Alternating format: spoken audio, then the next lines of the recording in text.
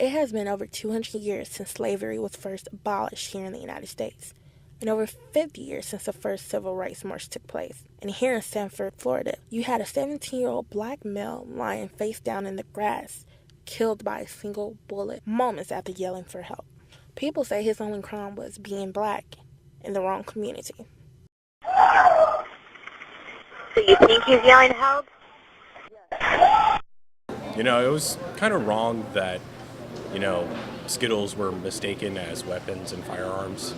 And it was kind of ridiculous of him to shoot him for no reason. But it wasn't just about rainbow-colored candy. It was more so about race, gender, and the stigma that a portion of society holds. A young black male walking around aimlessly in the dark of night in a gated community? Who wouldn't be suspicious?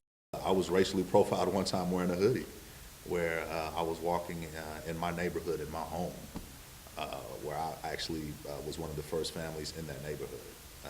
And police, I'm standing in front of my house with a hoodie on, and he comes up and shines the light in my face and asks me for my driver's license and all that kind of good stuff. Basically profiling me, saying that he received a call that a suspicious character was lurking about. Our officers will stop people who they believe are suspicious and identify them to make sure that they do belong on campus. If they're students, that's great. We'll just provide them with some crime prevention tips and let them go on their way. This small town murder has attracted nationwide attention, and even some students here have voiced their support. On behalf of the student body of UT Arlington, I am truly sorry for the loss of Trayvon Martin. This young man's life was wasted.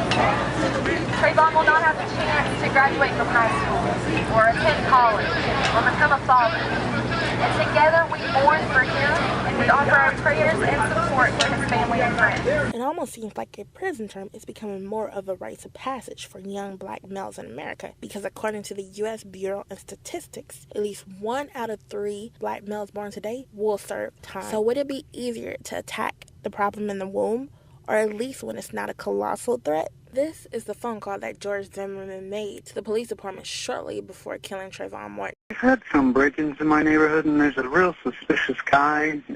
This guy looks like he's up to no good, or he's on drugs or something. It's not the way anybody looks. It's just what they're doing.